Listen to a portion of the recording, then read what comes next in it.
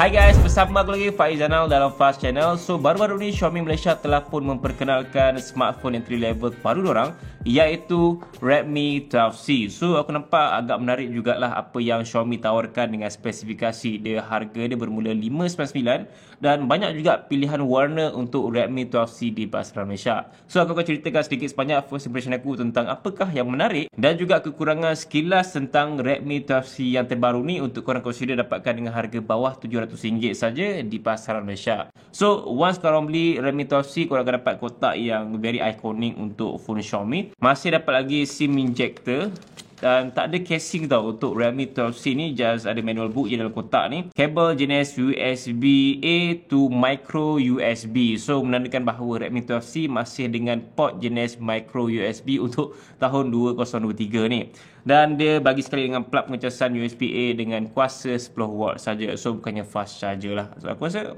ya untuk entry level masih boleh diterima. Cuma aku tak boleh terima lah yang Xiaomi masih dengan micro USB port untuk phone yang berharga mencecah RM700 pada tahun ni. At least bagi USB-C port yang support 15W ke 18W pun dah cukup bagus lah sebenarnya. Tapi ya, inilah antara salah satu kekurangan yang paling jelas untuk kali pertama aku unboxing. Ini dia Redmi 12C yang berwarna hitam. So at first aku nampak smartphone ni dia agak besar dan ada iconic design untuk phone Redmi yang kita pernah kenal sebelum ni. So texture pada bahagian back panel ni memang rasa sedap je. Dia ada macam dia punya material menggunakan plastik untuk back panel dan juga frame dia. So looks memang very simple, tak nampak macam serabut sangat. And smartphone ni pun agak berat tau, dalam 192 gram macam tu. So size dia pun dalam 6.71 inci. That's why aku rasa mungkin Xiaomi nak memfokuskan kepada orang yang nakkan smartphone yang besar-besar, tapi dengan bajet yang rendah dan juga masih memberikan specs yang boleh tahan untuk phone yang berharga bawah RM700 ni. Nak cerita pasal feels pegang smartphone ni, aku rasa korang takkan rasa macam ini adalah entry level yang biasa lah. Dia ada macam premium touch jugalah. Mungkin disebabkan oleh texture yang digunakan pada back panel dan juga sizing dia agak besar. Dan dia tak rasa rapuh sangat. So feel solid every angle untuk smartphone ni. Xiaomi masih kekalkan audio jack pada bahagian atas.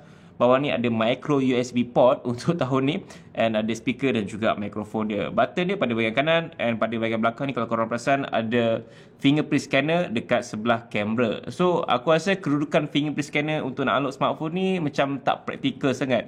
Dia tak ada natural positioning untuk kita nak unlock menggunakan jari telunjuk ni. So rasa macam agak jauh ke atas lah. So untuk aku nak unlock, aku nak kena gerakkan tangan ataupun jari aku ke bahagian atas sikit untuk nak unlock smartphone ni. So tak ada natural feels.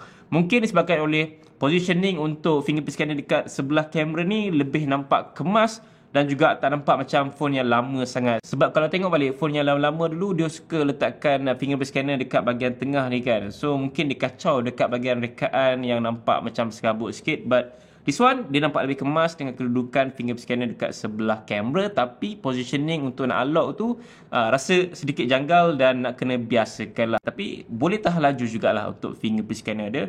But kalau dia letakkan dekat power button, much better lah instead of dekat back panel. But ini adalah sebuah entry level, so kita kena faham lah kenapa ada fingerprint scanner dekat bahagian back panel. And untuk bahagian skrin dia macam korang nampak, dia just gunakan IPS LCD, bukannya OLED, dan kena dengan harga dia actually IPS LCD.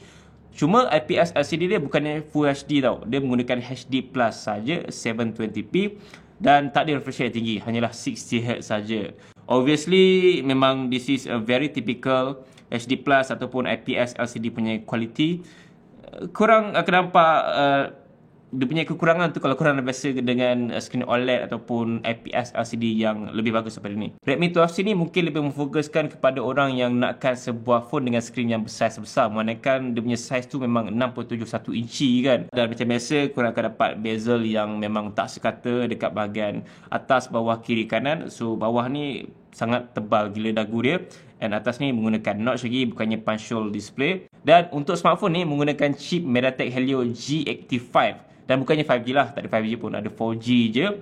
And RAM dia sampai 6GB. Perbezaan harga untuk yang 4GB RAM dan juga 6GB RAM tu dalam RM100 saja. So kalau korang ada budget untuk RM100, tambah lagi korang dapat yang better performance untuk 6GB RAM pada Redmi 12C ni. So dengan penggunaan chip MediaTek G85 tu, aku rasa kalau korang nak main game pada smartphone ni masih boleh, cuma tak boleh game game yang heavy ataupun grafik yang tinggi. So ada limitation dekat situ. In terms of sizing bateri dia pun memang cukup besar, manakan size smartphone ni besar kan. So dia menggunakan kapasiti 5000 mAh. Cuma dengan charging 10 watt tu korang nak kena tunggu dengan masa yang lebih lama lah.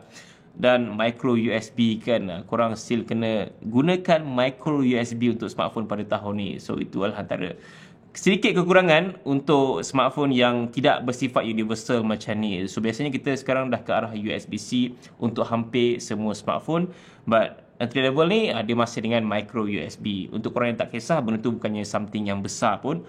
And untuk bahagian lain, aku rasa nak cakap pasal prestasi dia pun tak boleh nak cakap lebih sangat kan, manakala ini adalah entry level. So aku jangkakan smartphone ni masih boleh berjalan dengan lancar untuk korang nak gunakan benda-benda yang ringan-ringan macam social media, nak buat call apa semua. But nak cakap pasal lagging tu, aku rasa masih akan terasa lah kalau korang yang akan suka buat multitasking, tukar-tukar apps dengan pantas apa semua, mungkin akan terasa hiccup kat situ. Manakala untuk bahagian kamera dia menggunakan dua sensor saja, iaitu 50 megapiksel dan juga ada depth sensor. Untuk selfie dia menggunakan 5 megapiksel. Kedua-dua kamera untuk depan dan juga belakang mampu merakam video sehingga 1080p 30fps saja. So itu adalah limit lah untuk phone entry level macam ni. So kalau pergi dekat bahagian dia punya apps kamera, dekat bahagian portrait ni korang boleh adjust dia punya blurry effect daripada f1.0 sampailah yang paling tinggi f16.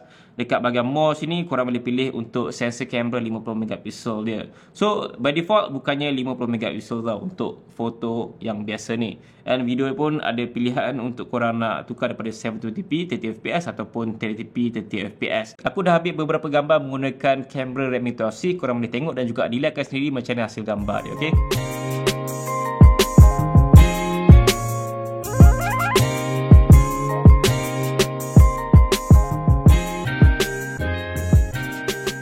Konklusinya, dengan first impression aku pada Redmi 12C ni, aku rasa dengan harga yang ditawarkan tu memang dah kena dah dengan apa yang diorang bagi dekat Redmi 12C. Cuma kalau diorang bagi USB-C port, much better. Aku tak kisah sangat pasal kamera ataupun IPS LCD tu memang normal lah untuk entry level. Tapi dengan micro USB ni aku macam kalau nak tengok kompetitor dia lain macam Tecno ataupun Infinix, aku rasa that brand memang tengah offer better lah untuk phone entry level ataupun mid range. So memang itu adalah antara brand yang tengah nak compete dengan Redmi ataupun Realme tu sendiri. So aku rasa Redmi ataupun Xiaomi sini tak boleh selesa lah dengan apa yang ditawarkan pada smartphone diorang, sebab dah ada kompetitor yang lebih kurang dah harga macam Redmi ataupun Xiaomi tu sendiri, tapi offer better in terms of dia punya specs, dan harga tu pun tak lari banyak pun, lebih kurang je. Dan lain tu aku tak banyak nak komplain. Smartphone ni memang dibina khas untuk orang yang nak phone dengan harga bawah RM700 dengan size screen yang besar, 6.71 inci kot. Cuma dia berat sikit lah, dalam 192 gram macam tu. But in terms of dia punya charging tu 10 watt, micro USB, bateri tu dah cukup besar sebenarnya. Cuma itulah, charging je aku rasa kekurangan yang paling jelas pada Redmi 12C ni. Apapun, kalau korang nak dapatkan Redmi 12C yang terbaru ni, korang just klik saja pembelian dekat bahagian description ataupun dekat bahagian komen, okay? Terima kasih kerana menonton video ini sampai habis dan sampai berjumpa lagi. Assalamualaikum. Bye.